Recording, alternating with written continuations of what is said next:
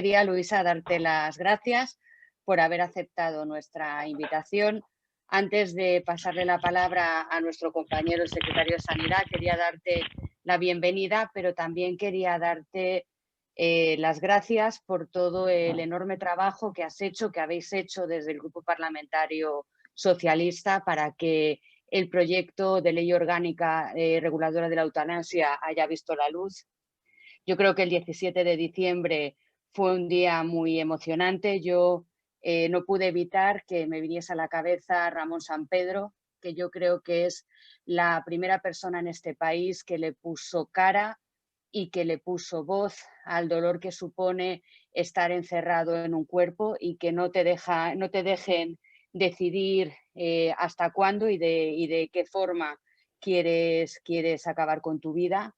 Creo, por tanto, que es una ley necesaria, pero creo sobre todo que era una ley muy deseada, que es una ley que enraiza con lo que defendemos los y las socialistas. De hecho, es un compromiso electoral y no solo es un compromiso electoral, fue aprobada en una resolución de nuestro 39 Congreso y responde sobre todo a una auténtica necesidad social, como os decía yo antes, de personas que están viviendo la situación que vivió Ramón Sampedro y que van a poder tomar una decisión fundamental, que es de qué forma quieren vivir y de qué forma quieren dejar de hacerlo. Y, por último, es una ley que nos vuelve a colocar a la vanguardia, como hicieron otras leyes, como la ley de matrimonio igualitario, porque si no estoy confundida, seríamos el sexto país en regular la eutanasia, lo cual también es una magnífica noticia. Y yo, sin más, le paso la palabra a Alberto. Perdón. Alberto, cuando quieras. Perdóname un momento, Fanny, lo estoy grabando. Se lo has Perfecto. comentado a María Luisa, ¿no? Perfecto. Vale. Estupendo. Bueno, pues buenas tardes y lo primero, pues agradecer a María Luisa su presencia aquí en nuestra agrupación virtual. Bueno, me toca presentar a María Luisa, aunque es ampliamente conocida. Sabéis que María Luisa es natural de Asturias, es médico de formación y ejerció unos años en atención primaria y tiene una dilatada carrera política. Siempre ha estado muy vinculada al partido y en la defensa de los derechos fundamentales en el ámbito de sanitario desde muy joven. Comenzó como directora sectorial de ambulatorios y directora general de salud pública en el gobierno del Principado de Asturias y ejerció de consejera de Medio Ambiente y Urbanismo, así como posteriormente, como sabéis, pues fue electa diputada autonómica en varias legislaturas. Comenzó a formar parte de la Comisión Ejecutiva Federal del Partido en el año 2014 como secretaria de Bienestar y actualmente es la secretaria ejecutiva de Sanidad del partido. También ha desempeñado la tarea de senadora autonómica en las Cortes Generales, pero sin duda por lo que es ampliamente conocida es por desempeñar la tarea de ministra de Sanidad y Consumo de Bienestar Social desde el 2018 al 2020, así como alta comisionada para la lucha contra la pobreza infantil. Se trata, como sabéis, de una persona muy importante en la articulación de la ley de la regulación de la eutanasia que viene a presentarnos hoy y que es una ley que marca un avance importantísimo en la consolidación de derechos fundamentales de los pacientes y en general de todos los ciudadanos. Así que, bueno, darte la bienvenida, María Luisa, y estamos encantados de poder aprender hoy de tu amplia experiencia en este campo y personalmente, por mi parte, tengo mucho que aprender porque, bueno, pues me toca muy de cerca, ¿no? El hecho de trabajar con pacientes oncológicos, pues es una cosa que me va a tocar muy, muy de cerca y estoy deseando aprender de tu experiencia. Así que muchas gracias y adelante. De nada, ¿podéis activar compartir pantalla por ir poniéndoos alguna diapositiva para que me sigáis? Ya lo tengo compartido la pantalla. Vale, perfecto, pues ya está. Vale. Vale, ya está. Bueno, antes de empezar, a propósito de alguna cuestión que salió aquí, quería comentaros dos cositas. Ahora mismo, estando ya conectada, me acaban de enviar que terminó en el Senado la ponencia de la ley y la votación fue de 19 votos a favor y 10 en contra, básicamente del Partido Popular y de Vox. tienen pocos Vox, el resto de grupos parlamentarios pues apoyó la ley y bueno, esperemos que ya siga así en el pleno del Senado. Tendrá que volver al Congreso para que se ratifiquen los cambios que se introdujeron allí, que bueno, introdujimos nosotros unas pequeñas cosas que luego os comento, y bueno, aceptamos alguna de los grupos parlamentarios menor, muy menor, muy menor, pero por eso de decir que pasó por el Senado y que pudieron meter algo, ¿no? Bueno, y la segunda cuestión, y la enlazo con esta, es lo que comentabais de Ramón Sampedro. Ramón Sampedro fue la primera persona en nuestro país que hizo pública su situación, a pesar de los riesgos que corría, sobre todo de la persona que le ayudara a suministrar el medicamento que le hiciera morir, ¿no? La famosa Ramona.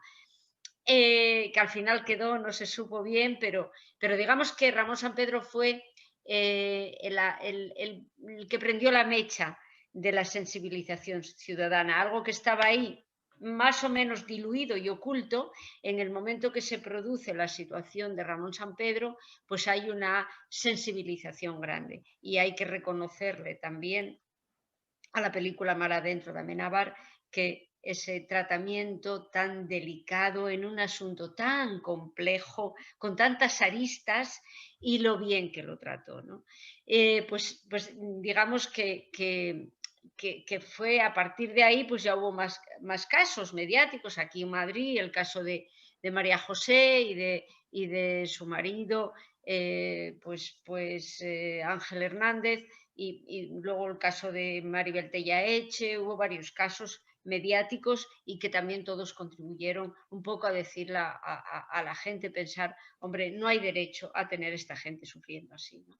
Bueno, ¿y por qué os digo que a propósito de comentaros lo de la ponencia del Senado? Es que en este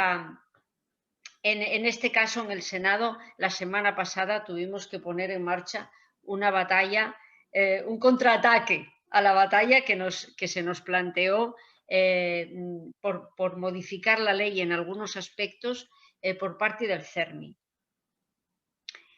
El CERMI, cuando elaboramos el proyecto de ley, la primera vez que lo registramos, en la redacción inicial de la ley iba como hay dos causas que se pueden, de circunstancias personales, por la que la persona puede solicitar ayuda para morir, o una enfermedad grave o un padecimiento grave, invalidante, etc. Bueno, pues eso lo denomina, el caso Ramón Sampedro, porque lo tengáis en la cabeza, ¿no?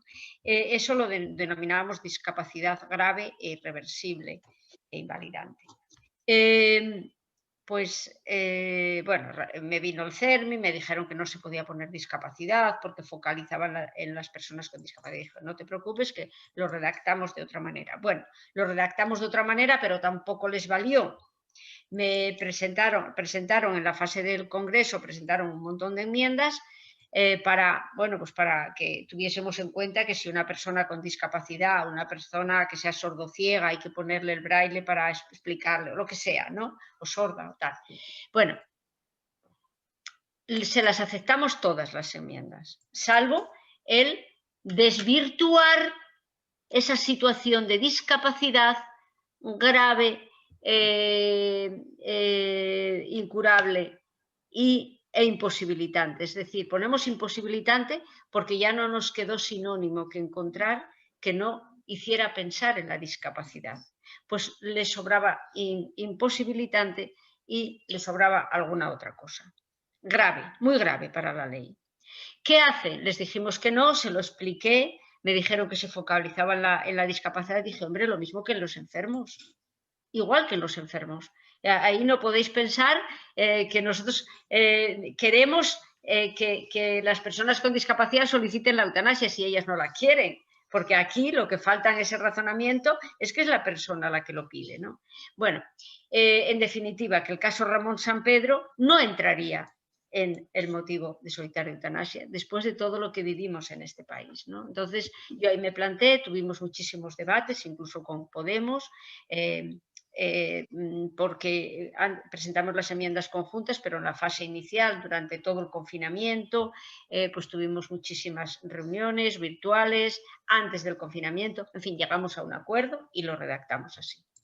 Bueno, pues ¿qué sucedió? Que esto va para el Congreso, para el Senado, perdón, y el CERMI pues vende su posición a todos los grupos parlamentarios. Y todos le compran la mercancía. Con lo cual nos encontramos con el riesgo de, salvo el PP y Vox, que ellos quieren sustituir la ley íntegramente, ¿no?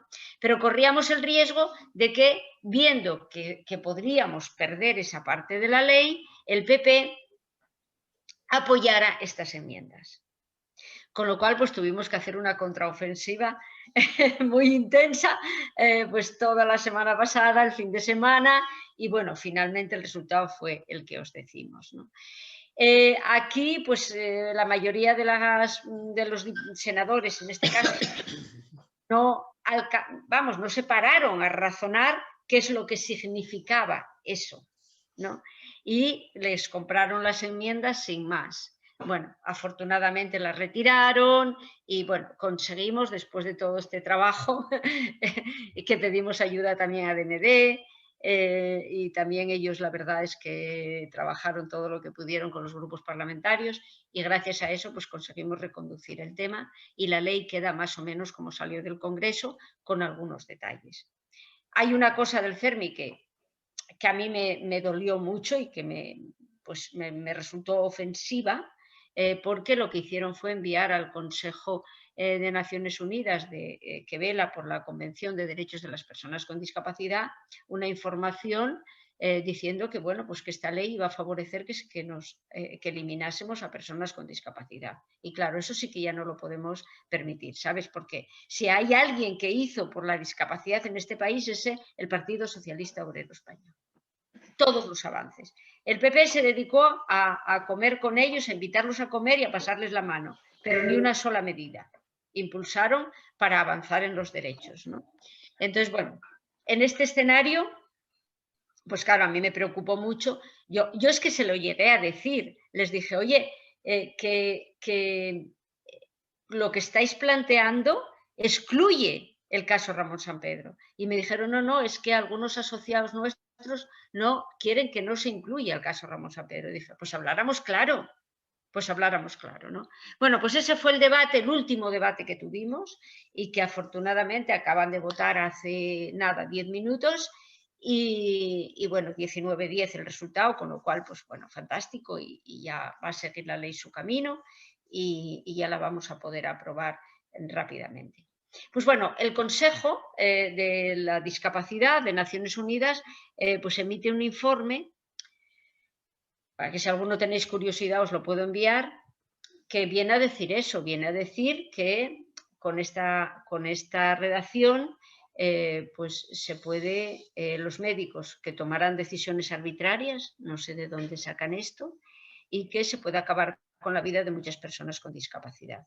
Y luego cuestionan la validez del testamento vital para los casos de demencias o casos de estar inconsciente la persona, porque dicen que claro, que hay un testamento vital hecho antes y que no pueden ratificarlo en el momento. Es que precisamente está para eso, porque la persona no puede ratificar cuando está inconsciente, no puede pedir si tal. Tiene que decir en el testamento vital en qué condiciones o en qué grado de evolución de su enfermedad o de su padecimiento quiere que le apliquen la eutanasia. Pues claro, todo esto es muy ofensivo para el legislador español, ¿no? Entonces, bueno, afortunadamente la cosa paró ahí y conseguimos sacar adelante la ley. Bueno, pues empiezo por deciros por qué es necesaria esta ley. Las personas que se oponen, o básicamente los grupos parlamentarios que se oponen a esta ley, lo hacen en base a dos razonamientos. Un razonamiento que es el que siguió el PP, que es el que si hubiera buenos cuidados paliativos no sería necesaria la ley de eutanasia. y Vox, que se une a los argumentos de la Iglesia, que es porque interferimos en la voluntad divina. En la primera, en el caso del PP, de los cuidados paliativos, pues yo lo que les contesté en los debates es que utilizan la ley de cuidados paliativos pues como un comodín dialéctico, exclusivamente, porque hablamos de la eutanasia o no hablamos de la eutanasia, porque los cuidados paliativos son otra cosa. Son otra cosa y son ya un derecho subjetivo, está en la cartera de servicios del Sistema Nacional de Salud. Es un derecho subjetivo, por tanto, desde hace tiempo, y si hace falta poner más recursos para reforzar los cuidados paliativos, es sencillamente eso, colocar más recursos, nada más. Nada más. Y por eso yo le dije al PP que pues, recortaron 12.000 millones en el gobierno de Rajoy. Si no los hubieran recortado, a lo mejor se hubiera destinado más dinero a los servicios que prestan los cuidados paliativos, si consideran que son insuficientes, ¿no? Pero sobre todo, y el argumento más importante, es que las personas, que además las que conocemos porque tuvieron dimensión mediática y los conocimos todos esos reconocieron que tuvieron cuidados paliativos, pero que no les sirvieron.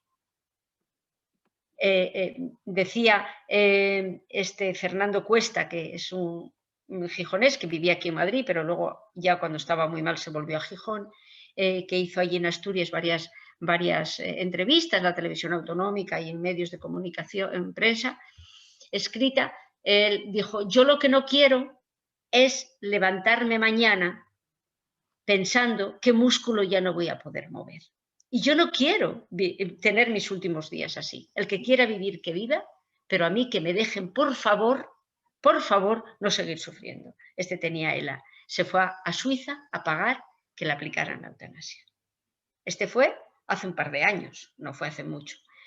Ángel Hernández dice, María José tenía todos los cuidados paliativos disponibles. Los tuvo durante muchos años, pero su sufrimiento no se aliviaba con estos cuidados paliativos y así podríamos continuar. O sea que cuidados paliativos, por supuesto. Nosotros defendemos los cuidados paliativos, los primeros que tomamos decisiones para implantar los cuidados paliativos, para incorporarlos en cartera de servicios en el año 2006, para elaborar la estrategia de cuidados paliativos en todo el país en el año 2009, para elaborar una ley de cuidados paliativos en el 2011 que decayó aquí al disolver con la crisis aquella, ¿os acordáis? De la época de Zapatero y tal, y decayó. Volvimos a registrarla 2 veces aquí en el Congreso como iniciativa del Grupo Socialista, decayó.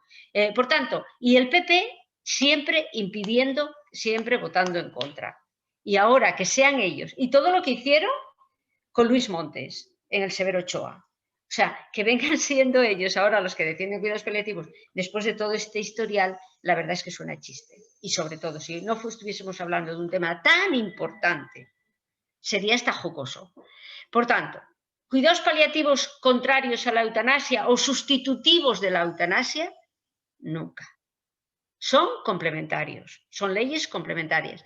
¿Que los cuidados paliativos son necesarios? Por supuesto. Y sobre todo el enfoque que tienen es distinto. Los cuidados paliativos normalmente se aplican, pues eso, en un cáncer terminal, en situaciones que ya ves que la persona está abocada a la muerte, que puedes aliviarle con los cuidados paliativos, incluso en los últimos días sedarlo, aunque eso suponga que se adelanta la muerte, pues 1 semana o 2 con la sedación y que ya desconecta también la persona. A Luis Montes, por hacer esto en el Severo Ochoa, ya visteis lo que le hizo el nefasto y queremos que olvidado para la vida pública Lamela. Por tanto, complementarios.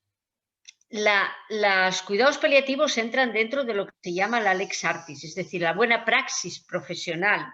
Lo mismo que se da un antibiótico para unas anginas o para una neumonía, pues se debe atender con cuidados paliativos estas etapas finales de la vida. Pero la eutanasia es otra cosa. La eutanasia es para casos que no habiendo capacidad de aliviarles con los cuidados paliativos, por supuesto, sin curación, porque son enfermedades incurables o situaciones incurables, irreversibles, no están abocados a una muerte inmediata de un mes, de una semana. Son personas que están años sufriendo y que a lo mejor tienen por delante a lo mejor 2 meses, pero a lo mejor un año. Y es inhumano, es inhumano. Y como suelo decir yo, ¿a quién beneficia que las personas acaben los últimos días de su vida con ese sufrimiento? En nuestra sociedad, que la componemos personas que somos, no somos más que condición humana, que un cuerpo biológico que tiene muchas funciones, entre otras el cerebro, que es muy inteligente y que tiene muchas potencialidades, muchas más aún de las que utilizamos, pero que eso somos, no somos otra cosa. Entonces, este cuerpo humano, pues enferma, va a morir inexorablemente. Pero, hombre, aliviémoslo, curemos las enfermedades que podemos curar, que hemos conseguido alargar la vida en los últimos 100 años, la esperanza de vida media 50 años, que a principios del siglo XX estaba en 35 años la esperanza de vida y ahora la tenemos en 85 prácticamente, ¿no? Por tanto, con este enfoque y con esta base de la condición humana tenemos que aproximarnos a este asunto. Os decía que el caso Ramón Sampedro pues fue un revulsivo muy importante para la opinión pública. ¿Por qué? Pues porque había un campo muy abonado para esto. Porque las personas, o bien que sufren ellas, o bien que sufren o sufrieron sus familiares, que vieron que murieron en una agonía dolorosa a la que no podían hacer nada para aliviarlos. Y esa impotencia, esa rabia y ese disgusto de no poder ayudar a sus familiares, eso fue generando un caldo de cultivo favorable a que este asunto se regule de una vez, ¿no? Bueno, pues después de hacerlo, en el momento que se hacía la estrategia de cuidados paliativos, se hizo esta encuesta del CIS y veis ahí el resultado. El resultado es de que a favor, francamente, de que se regule la eutanasia, teníamos un 58,4% de la población, una mayoría franca, ¿no? Y clara. Y luego el 15% que no sabían, bueno, que tenían dudas, ¿no? Y luego el resto ya otras opiniones. Si lo desagregamos por ideologías, vemos que los votantes del PSOE y los votantes de Izquierda Unida están prácticamente en un 90% a favor de la eutanasia y que los votantes del PP están a favor en esta encuesta un 70% del PP. Por eso decimos que la opinión pública mayoritaria de España es transversal ideológicamente, incluso de creencias, porque los católicos están en un 60% a favor, los no creyentes en un 82%, los ateos en un 87% prácticamente. Por tanto, seguimos insistiendo que también desde el punto de vista de las creencias es transversal. Y esta opinión favorable a la eutanasia fue creciendo con los años. Y si medimos la encuesta, los datos que tenemos del CIS del año 88, estaban a favor un 53%. En la que vimos del 2009 ya estábamos de media en cerca de un 60%. En el 2008 un 70%. Perdón, aquí alguna cosa hice mal, algún dato puse mal. Bueno, en el 2017 estamos en un 84%. Lo que quiere decir que en 30 años subió 30 puntos la opinión favorable a la eutanasia. Y esta es la encuesta del 2017 que también pues ratifica todo esto. Todas las encuestas están más o menos alrededor de estos datos que os estoy contando, ¿no? El católico practicante, en la del 2017, ayer mismo, un 56% a favor, antes era un 60%, o sea que está más o menos. El caso del católico no practicante, pues un poco practicante, pues vemos ya que sube a un 84%, el no practicante a un 88%, y en el caso de los no creyentes, pues prácticamente el 100%, el 97%. Por tanto, una opinión pública muy mayoritaria a favor de que esta ley se regulase. En el caso de los médicos, el otro tema de debate de los colegios de médicos, pues la encuesta que se hizo en 4 colegios de médicos, vemos que están a favor, cuando se les pregunta a los médicos, la opinión es similar a la población general, ¿no? Vemos que está, pues oscila entre el 83%, en Madrid el 86%, en Vizcaya el 86% y en Las Palmas el 91%. Y de todos estos 4 colegios representan el 25% de los médicos españoles. Por tanto, podremos intuir que la opinión mayoritaria, cuando se les pregunta, no cuando se habla por ellos, como el caso del Colegio de Médicos de Madrid, con el nuevo presidente que es del Opus, la opinión de los profesionales sanitarios es muy similar a la de la población general. Bueno, pues ¿qué es lo que hicimos? Con todos estos antecedentes que así un poco atropelladamente os fui contando, pues decidimos que era el momento de impulsar la ley de la eutanasia. A lo largo de muchos debates congresuales, pues había enmiendas en las agrupaciones, había enmiendas de regular la eutanasia, pero que nunca llegaron a aprobarse, siempre quedaron por ahí, por el camino, ¿no? Y ahora, con todos estos datos que tenemos y todos los casos de sensibilización que conocemos, pues nos pareció que era el momento que había que regular esto. Y por eso empezamos en el 2017, empezamos a trabajar en Ferraz esta proposición de ley, que no se hizo desde el gobierno, se hizo desde el partido. La registramos como grupo parlamentario, esta proposición de ley. Cuando nos acusan de que no la sometimos a debate, es por eso, porque se hizo no se hizo desde el gobierno, se hizo desde el partido, se hizo en el partido y se registró desde el grupo parlamentario. Y bueno, yo aquí a Echaniz le dije que si cuestiona la Constitución, porque la Constitución otorga, y el reglamento del Congreso otorga capacidad de iniciativa legislativa a los grupos parlamentarios y lo hacemos legítimamente, ¿no? Por tanto, no, eso es indiscutible, es sacar el reglamento y la Constitución española y ya está. Bueno, ¿qué teníamos que hacer con esta ley para legalizar la eutanasia? Pues lo primero, decidir si íbamos solo por la despenalización de la ayuda al suicidio o regulábamos el proceso. Y decidimos indubitativamente por regularlo. La despenalización es lo que tienen en Suiza, por ejemplo. O sea, yo quiero acabar con mi vida y el que me ayude a suicidarme no tiene pena, no tiene sanción penal. Pero a nosotros porque además hay recomendaciones de Naciones Unidas y del Consejo Europeo de Derechos Humanos de que no solo se despenalice, sino que se regule. Porque ahí puedes establecer todas las garantías para que sea la voluntad de la persona, para que se hagan condiciones decentes, para que se haga en condiciones de equidad, etcétera, ¿no? Para que las personas que no tienen recursos no lo puedan hacer de mala manera, en fin, para asegurar esa equidad. Y optamos por ese procedimiento que solamente existen, como comentabais antes, en 5 países en estos momentos. La eutanasia se practica muchos más, pero regulado como lo hacemos en nuestra ley, solamente en 5 países. 3 en Europa y 2 en América. En Europa son Bélgica, Holanda y Luxemburgo, y en América son Canadá y Colombia. Ahora están en vías de aprobarlo Nueva Zelanda y Portugal.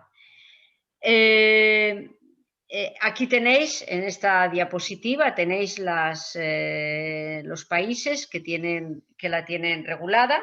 Y que, bueno, la despenalización parcial en varios países, en varios estados de Estados Unidos, el suicidio asistido en Suiza, la eutanasia pasiva, lo que es no dar tratamientos para que la persona vaya muriéndose, no dar tratamientos que le permitan vivir más años, sino dejar que vaya agotándose.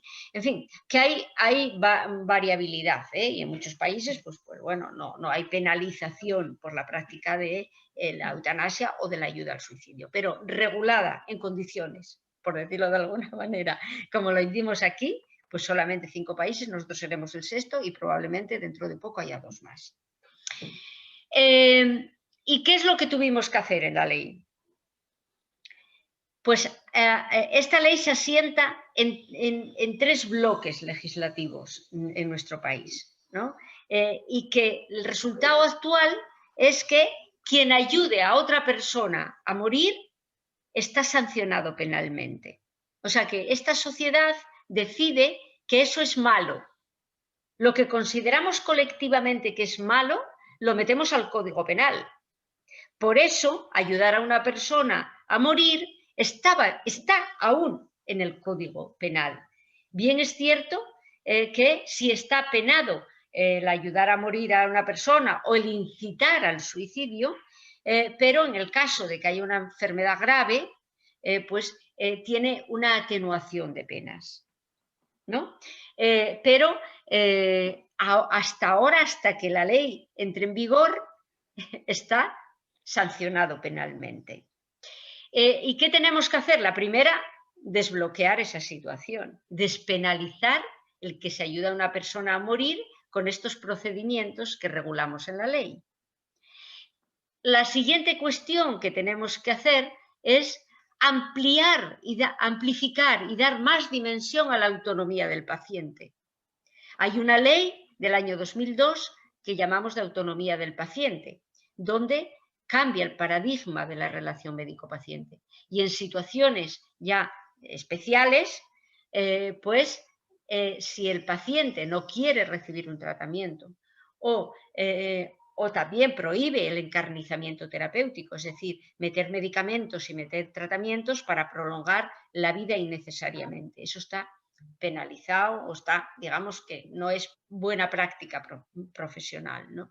Y aquí el paradigma que se modifica en esta ley es que prevalece la opinión del paciente, siempre, siempre.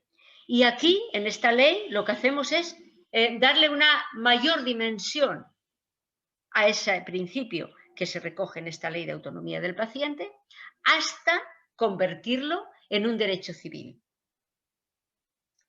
Y es la persona la que decide. En la ley de eutanasia no hay decisiones de ningún tipo, ni de familiares, ni de representantes legales, ni de nadie. Nadie puede decidir por la persona. Y cuando decimos que la ley es garantista, es porque se ocupa, a través de todo el articulado, de asegurarse que nadie decide por la persona. Por tanto, elevar esta ley de autonomía del paciente a derecho civil individual. Por eso decimos que regulamos un nuevo derecho. ¿Y qué nos permite hacer esto? Nos lo permite la Constitución española. Y la Constitución española, que es el tercer bloque en el que manejamos esto, la Constitución española tiene los artículos que llamamos, que pertenecen al bloque de derechos fundamentales. Los derechos fundamentales, según la Constitución, son inalienables. Y el Estado está obligado a proporcionarlos. Por eso, cuando el estado de alarma se dice que solamente tienen que ser las Cortes Generales quien lo apruebe, de dictarlo el Gobierno por 15 días y si es por más tiempo tienen que ser Cortes Generales, porque estamos hablando de derechos fundamentales. Por eso la polémica con la Comunidad de Madrid, que si el estado de alarma o no, o cuando la Comunidad de Castilla y León se salta los criterios del estado de alarma, etcétera, ¿no? Por eso esa polémica, porque las comunidades autónomas no pueden regular derechos fundamentales y el Estado está obligado a proporcionarlos y solo los puede limitar en caso de estado de alarma o de sitio o de guerra. Si no, el Estado está obligado. ¿Por qué decimos que queremos elevar el derecho a la sanidad, a los servicios sociales y a las pensiones como derechos fundamentales? Porque ahora están como principios orientadores de la acción pública, pero no son derechos fundamentales.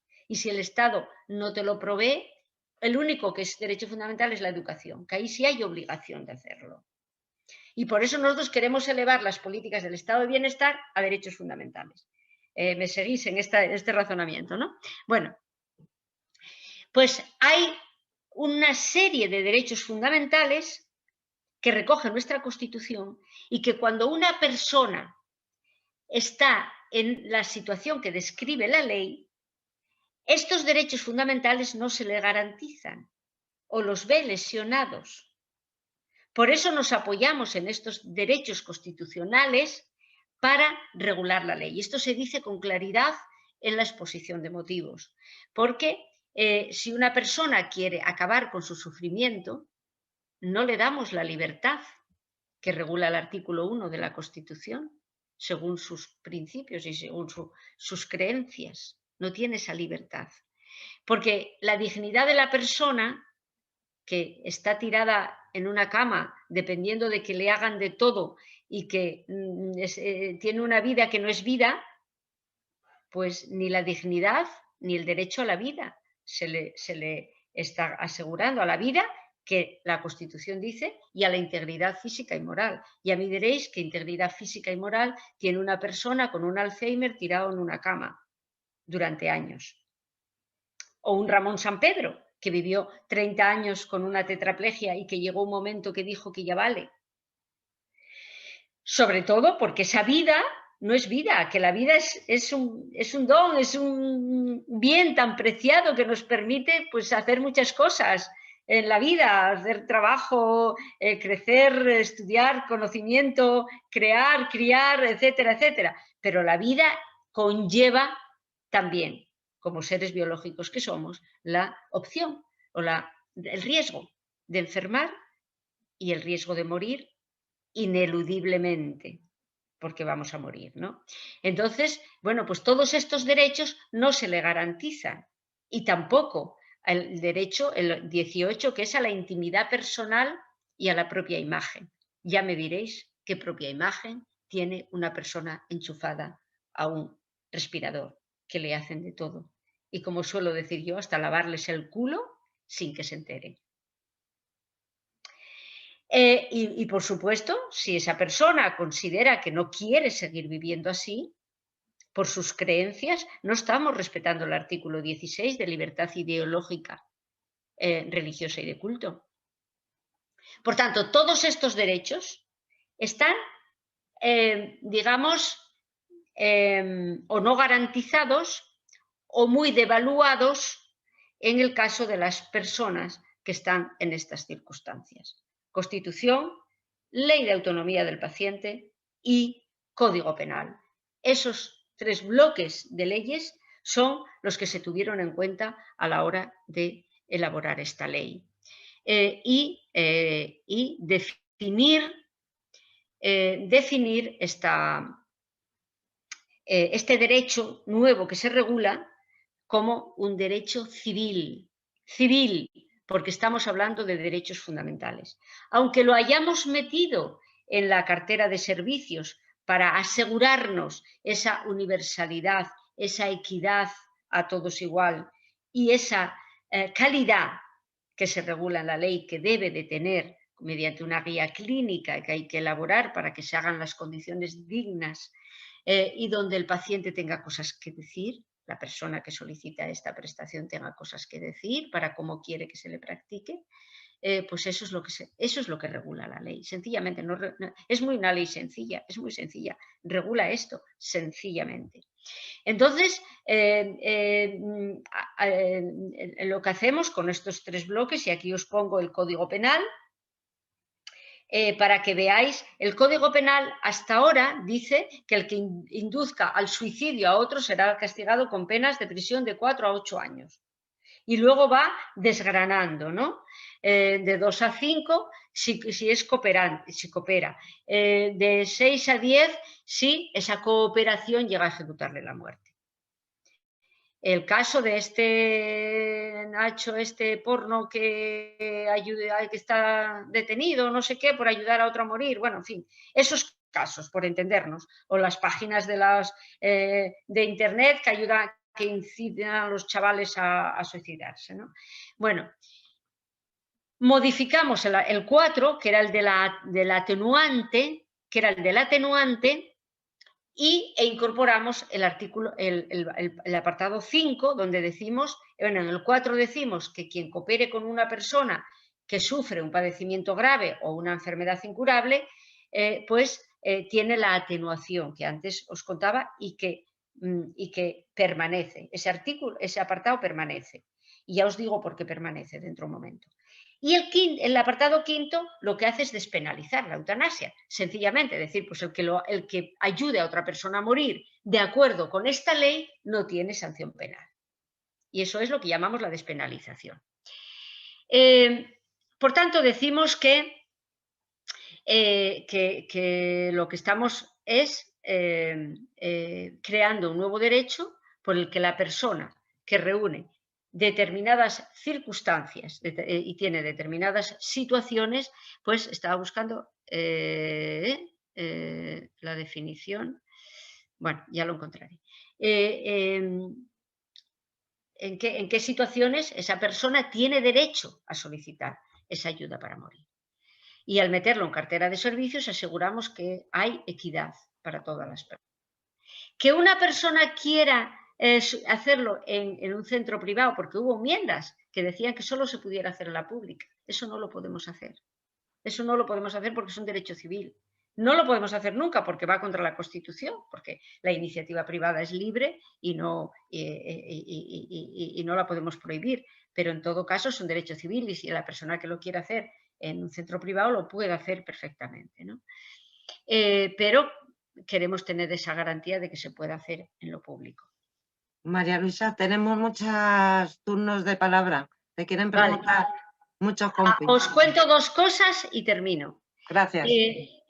Aquí, en esta diapositiva que os dejaré es la diferencia de que esto ya os lo comenté entre cuidados paliativos y eutanasia y ya sobre cuidados paliativos y eutanasia solamente deciros 2 cosas. Los cuidados paliativos son una buena práctica profesional dentro del sistema sanitario y no se permite la objeción de conciencia. En cambio, en la eutanasia, como también se respetan las creencias y la ideología de los médicos, por eso se regula la objeción de conciencia y se hizo exactamente igual que en el aborto. Y la última cosa que me interesa que sepáis es que a efectos legales de herencias, de seguros de vida o de lo que sea, la eutanasia se considera muerte natural. Si no hay contratiempos, irá en el mes de marzo al Pleno del Senado y a finales de marzo, probablemente a principios de abril, volverá al Congreso y en 3 meses entrará en vigor. Muchas gracias, María Luisa. Te van a preguntar en bloques de 2 compañeros, ¿te parece bien? Lo que queráis. Vale. Voy a desactivar esto del... La pantalla compartida, ¿no? Vale, gracias.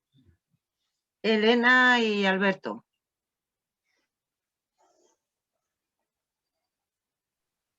Hola, buenas tardes. Muchas gracias. Lo primero de todo, muchísimas gracias por la ponencia. María Luisa, de verdad ha sido excelente, me ha encantado. Yo solamente quería hacer una intervención muy breve, que es para agradecerte de verdad todo lo que has hecho, lo que has conseguido. Me parece que ha sido una lucha muy valiente, que llevamos mucho tiempo reivindicándolo socialmente y que desde el partido lleváis mucho tiempo peleándolo, pero el haberlo conseguido y en este momento me parece de aplauso y creo que cada uno hay que reconocerle el mérito. Yo tuve la suerte de conocer el caso de Luis Montes de cerca porque su mujer Maribel estuvo un tiempo en la anterior legislatura en la Junta aquí del distrito de Moncloa. Después cuando murió le hicimos un pequeño homenaje y me parece de recibo que a la gente que lo habéis peleado tanto, que lo habéis luchado por todos aquellos que están desprotegidos, hay que valorarlo y aplaudirlo. Así que muchísimas gracias y gracias por venir. Gracias, Elena. Alberto, por favor, sé breves, que hay bastantes compañeros que han pedido el turno de palabra. Muy bien, bueno, yo también quiero unirme un poco a ese agradecimiento porque sé que es una tarea muy complicada, ¿no? El llevar a cabo toda esta tarea, sobre todo por el concepto de muerte y el concepto de vida que está instaurado en determinados sectores de la sociedad, ¿no? Y que infiltra de alguna manera pues a determinadas corrientes políticas. Yo, desde mi parte profesional, pues tengo que asumir y decir, ¿no? que los cuidados paliativos, pues en muchas ocasiones, pues que sí que son efectivos, pero no siempre lo son, ¿no? Hay veces que nos encontramos con situaciones de sufrimiento que en muchas ocasiones la sociedad lo que hemos hecho es ocultar, ¿no? Estas situaciones, poner los pacientes terminales en las últimas plantas del hospital, la muerte no se ha instaurado como algo normal o natural dentro de nuestra sociedad, ¿no? Y sí que es verdad, pues que bueno, yo quería preguntar por la compatibilidad e incompatibilidad de los cuidados paliativos y la eutanasia. Creo que María Luisa lo ha explicado muy bien y considero que son cosas totalmente complementarias y cómo pues durante años pues hemos hecho una eutanasia pues encubierta, entre comillas, con la pseudoanalgesia. Y luego, por último, quería decir lo importante que va a ser la información objetiva, ¿no? A lo que son los pacientes. Eso es una cosa que creo que es fundamental, porque tener un cáncer metastásico pues en muchas ocasiones con un tratamiento pues puede suponer calidad de vida durante años, como puede ser un cáncer de pulmón que hace 5 años, hace 10 años, pues suponía una muerte segura y ahora pues tenemos pacientes largos supervivientes. Y quería preguntar sobre todo a María Luisa por la formación, ¿vale? La formación de profesionales y de esos protocolos que se van a instaurar, ¿no? De alguna manera. Y por último, ¿cómo se va a regular esa objeción de conciencia y cómo se va a proteger a aquellos profesionales que sí que van a acatar la ley y que, pues desafortunadamente, pues la infiltración de determinadas corrientes políticas, como por ejemplo en el Colegio de Médicos, pues puede suponer un señalamiento a ese tipo de profesionales? Muchas gracias. Gracias, Alberto. María Luisa, cuando puedas. Vale. Bueno, sobre cuidados paliativos y esto no insisto porque ya lo comenté. No obstante, si queréis os dejo esta presentación donde está un poco explicado la diferencia, ¿no?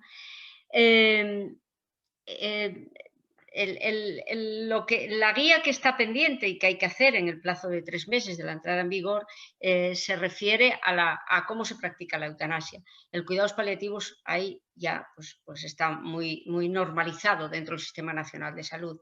¿Qué nos falta? ¿Qué falta para complementar los cuidados paliativos?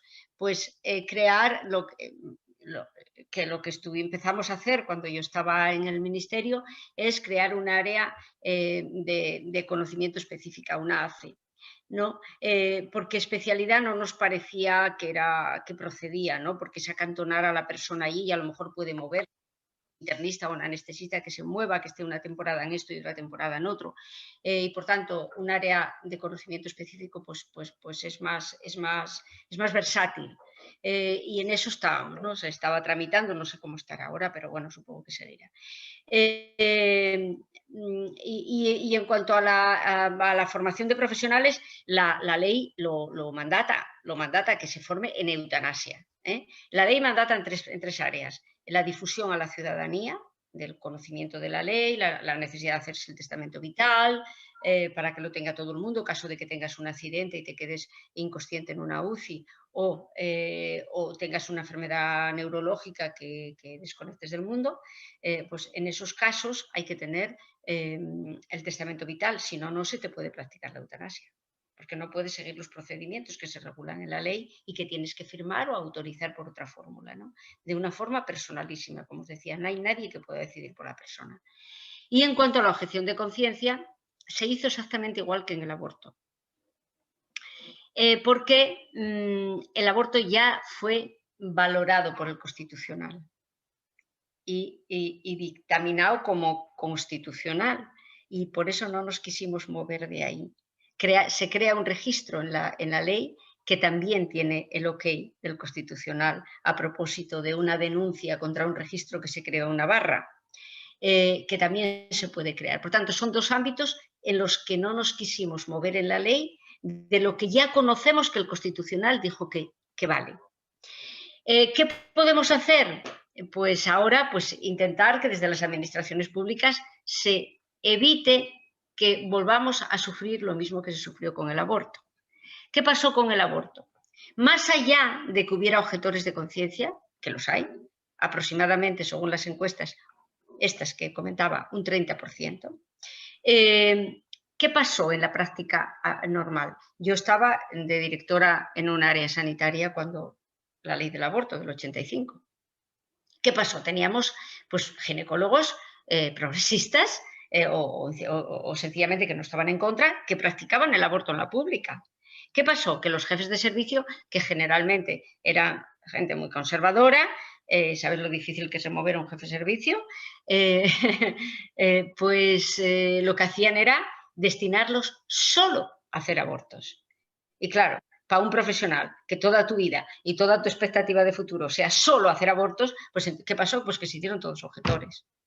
Fue así de sencillo. La causa de verdad, más que la objeción de conciencia. La causa de verdad era profesional, no era de conciencia. Bueno, pues esperemos que esto no suceda, porque claro, estamos hablando de palabras mayores, estamos hablando de mucho sufrimiento de las personas, donde los médicos que estamos ahí pegados al paciente, pues también sufres con ellos y con su familia y te ves impotente en darles soluciones, etcétera, ¿no? Y bueno, pues esto es así. Bueno, pues yo creo que más o menos lo que preguntaste. Sí. Gracias. Olga y Gaby. Compis. A ver, Olga. Ya, no era porque necesito Vale. el micrófono. Gracias. Quiero agradecerte tu presencia aquí, la explicación que has hecho de la ley, y yo voy a ir muy rápida para preguntarte una sola cosa. Me ha quedado todo claro, pero hay una cosa que te pregunto. El tema de una persona con cáncer que esté con un tratamiento, posteriormente empiecen las metástasis y él decida que no quiere seguir adelante con más medicinas y que desea morir. ¿Eso sería posible con esta ley de eutanasia? Vale, gracias, Una Olga. pregunta un poco. Gaby. Gabriel. Hola. Hola. ¿Yo? Sí, sí. ¿Se me oye? Sí. Hola, María Luisa. Encantado. Me he incorporado un poco tarde, pero creo que ha sido una exposición francamente buenísima. Yo no sé si la ley ofrece una seguridad jurídica óptima en el sentido de que puede haber algún problema yo sé que es consentido, en cualquier caso, porque puede haber sobrevenido bien has dicho que tiene que haber testamento vital en un caso de un accidente, ¿no? Pienso que, pero si no lo hubiera, sería imposible practicar la eutanasia. Si la persona ha quedado destrozada y sus constantes vitales están funcionando, pero está muerta la persona, lo que Gracias, digamos. Gabriel. Venga. Ya, ¿no? Sí, venga. No, quería decirle que si una vez que se aplica lo que sea para morir, vamos, que la persona yo creo que no sentirá nada, no lo sé cómo lo hace. Gracias, Gabriel. Gracias. María Luisa, cuando quieras.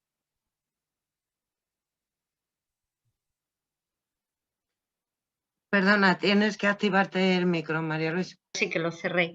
La ley define con claridad quién puede solicitar la eutanasia y qué circunstancias personales tiene que sufrir para poder solicitar y optar a esa ayuda para morir. ¿Quién puede optar? Pues bueno, ahí se define que sea español o que sea extranjero legalizado o el que sea sin papeles tiene que llevar 12 meses al menos en España. Que no sea menor de edad. Eso así se regula en la ley porque no nos atrevimos a ir más allá porque es muy delicado. Y que padezca enfermedades. Definimos dos bloques. Una enfermedad grave, incurable, que está abocada a una muerte segura, pero que se acompaña de gran sufrimiento, físico o psíquico. El sufrimiento solo no es causa, por eso la salud mental no entra. Es un sufrimiento derivado de una enfermedad o de un padecimiento. Y un padecimiento, pues se dice que sea invalidante, que bueno, decimos imposibilitante, por eso del CERMI que os conté.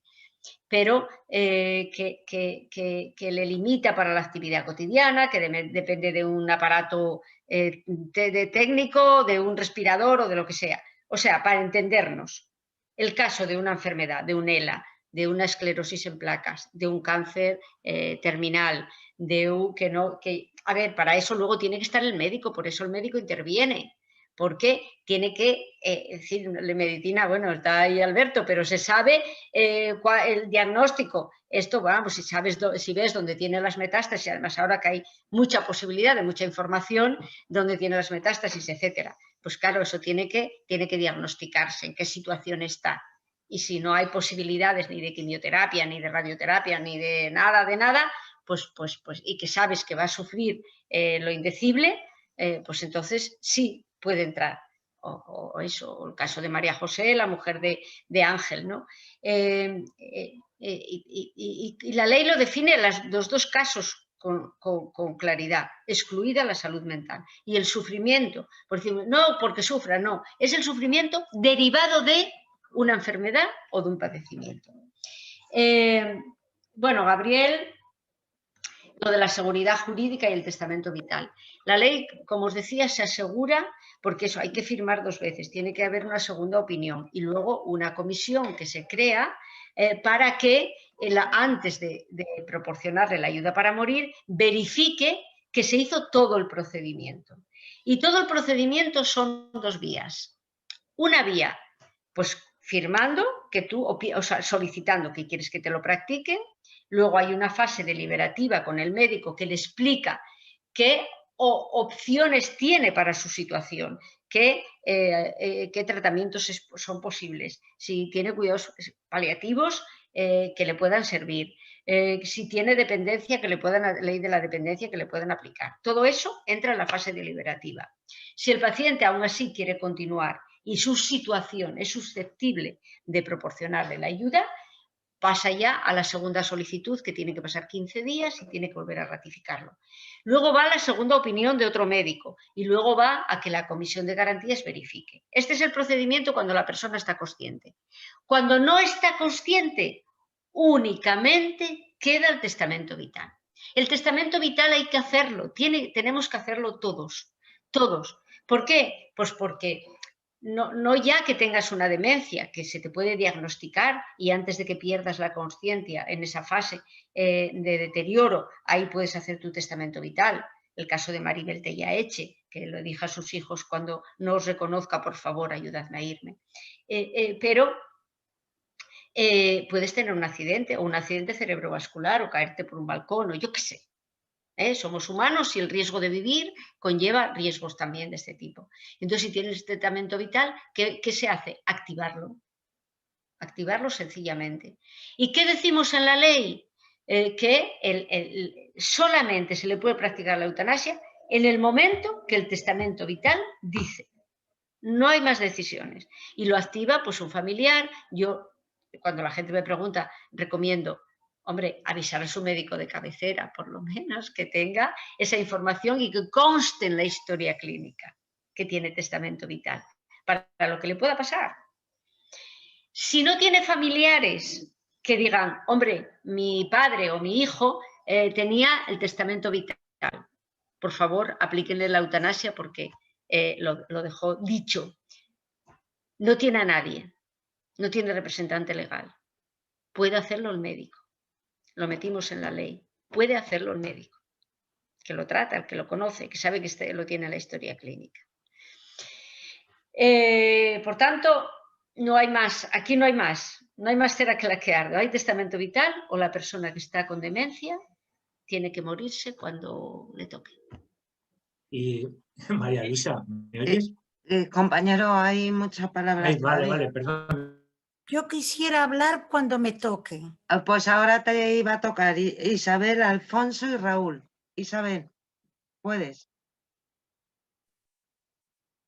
Isabel. Si te refieres a mí, no he pedido la palabra. No, Isabel Cabetas.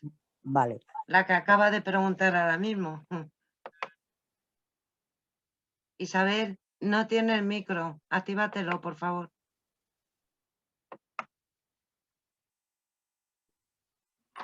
Bueno, Isabel, no se te escucha. Activa el micro.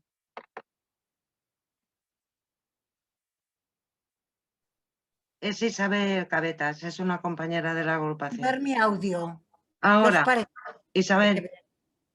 Bueno, que a mí me parece que en España la salud mental no se considera mucho y que entonces ayer o anteayer escuché algo sobre el testamento vital y he visto que concretamente en Madrid el testamento vital ahora es dificilísimo que caiga en manos de un médico que pregunte si el enfermo ha hecho testamento vital.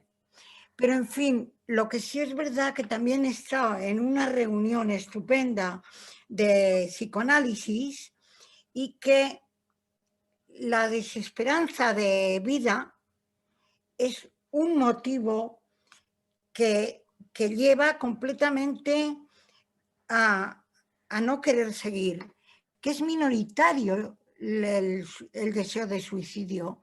La gente teme que se extienda si se aprueba, pero realmente es minoritario. Pero sí hay personas que han agotado la esperanza de vida y un día más es dolor y sufrimiento. La muerte, el derecho a morir tiene que ser un derecho. Es una decisión muy trágica, muy dolorosa, pero... Te pido, por favor, brevedad, compañera. Pero creo que se tiene derecho al suicidio y a la asistencia al suicidio. Gracias, Isabel. Alfonso.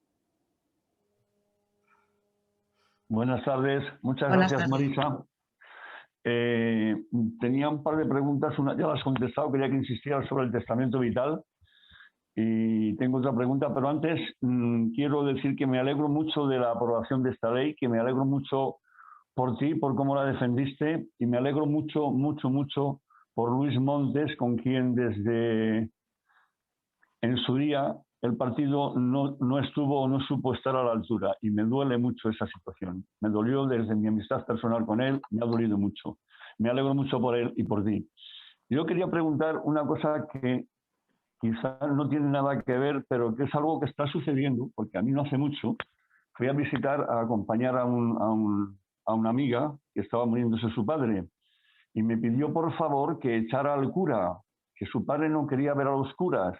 Y había un cura ahí dando la brasa que quería, dice, mira, por favor, dile tú que es que me es muy violento, no sé cómo voy a terminar mal con este hombre. ¿Hasta cuándo va a estar el acoso de esta gente, de estos sacerdotes, cuando una persona ya está agonizando y la familia, de alguna manera, no sé, yo creo que tendrían que estar si alguien le pide que esté, pero si no, no sé por qué leches tiene que estar allí dando la brasa? Y nada más, reiterarte mi agradecimiento por estar esta tarde con nosotros. Gracias, Alfonso. Raúl. Pues nada, yo también... Se te oye muy bajito, Raúl. ¿Se me oye muy bajito? ¿Ahora mejor? Sí. Ahora, vale. A ver. ¿Ahora? Sí, ¿Se mejor. me escucha? Perfecto.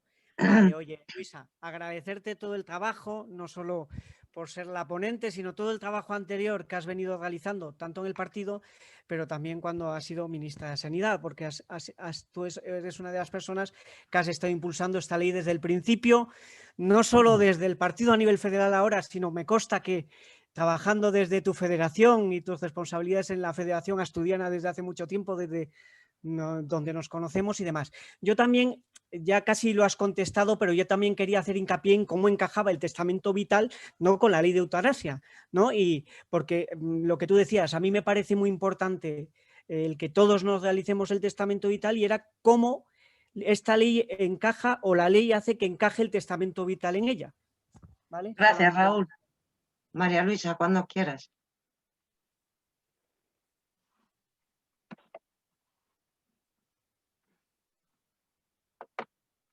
María Luisa, actívate el micro, por fin.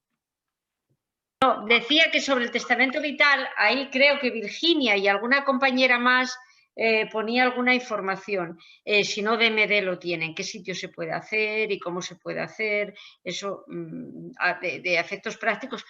Lo que decía el otro día Fernando Martín es que paradójicamente, comparado con cuestiones sanitarias, pues que está bastante bien, que te dirigen a sitios donde se puede hacer, etcétera. Bueno, que se puede hacer y que los que sois de aquí de Madrid y tenéis más información, pues a lo mejor difundirla. Y Virginia, por lo que vi, conoce dónde se puede hacer.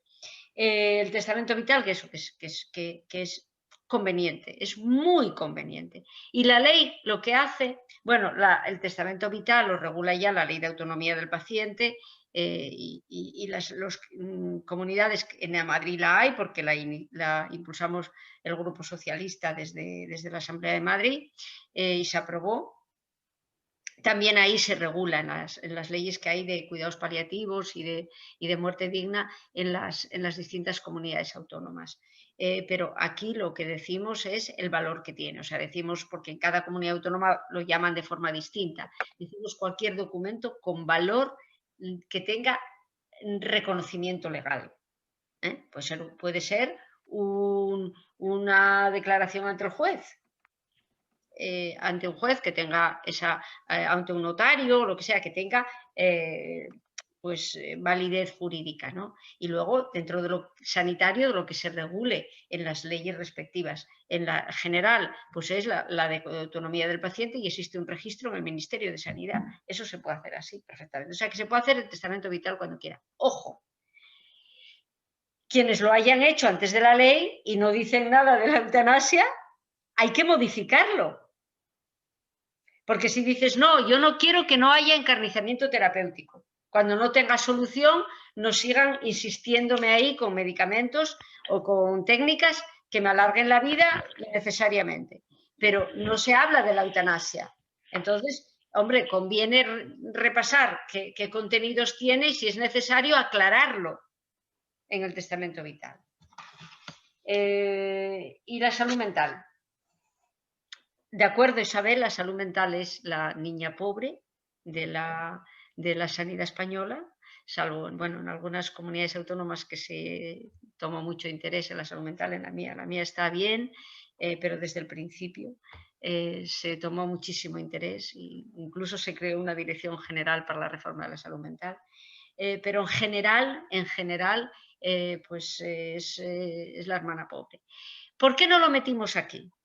Porque es muy delicado, porque no hay el sufrimiento que te produce una enfermedad mental, es la causa, no es la consecuencia de algo.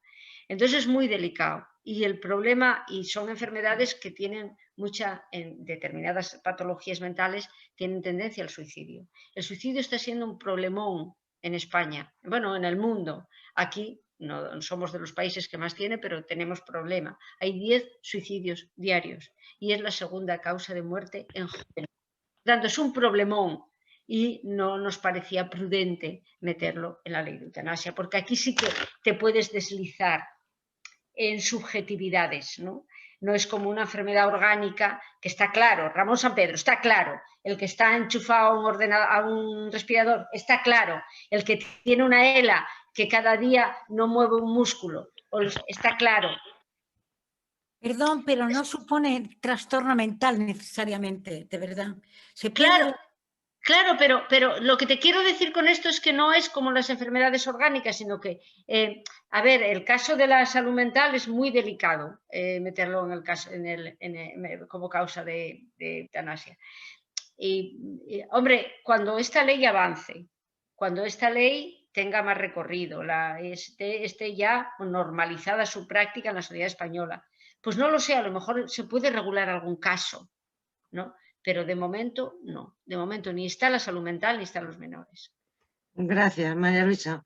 Ahora le toca a Alberto y luego a Fanny. Yo voy a meterme entre medias y te doy las gracias por la clase magistral que nos has dado. Muchísimas gracias por tu tiempo y por tu dedicación y fuerza. Paso la palabra a Alberto. Bueno, María Luisa, pues reiterar el agradecimiento a todos los compañeros que quizás no han tenido la oportunidad de poder preguntarte todo lo que hubieran querido, sobre todo por tu labor, que es una labor de años, y tu compromiso con los derechos de los ciudadanos y de los pacientes, en este caso, ¿no? Esta agrupación es abierta, como se suele decir, es tu casa para todas las ocasiones que quieras compartir con nosotros una tarde o cultivarnos con tu experiencia. Y bueno, lo dicho, muchas gracias. Gracias, compañeros, por pasar la tarde con nosotros y muchas gracias por vuestra asistencia. Fanny.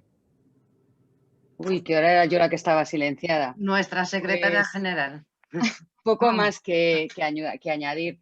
Muchas gracias, María Luisa. Ha sido una auténtica clase magistral. Enhorabuena de verdad por el trabajo que habéis hecho. La verdad es que nos estáis dando muchas alegrías esta legislatura y, como te decía Alberto, esta es tu casa para lo que tú quieras y para cuando tú quieras. Y al resto, daros las gracias también por habernos acompañado una tarde más y nos seguimos viendo en esta Casa del Pueblo virtual. Un abrazo.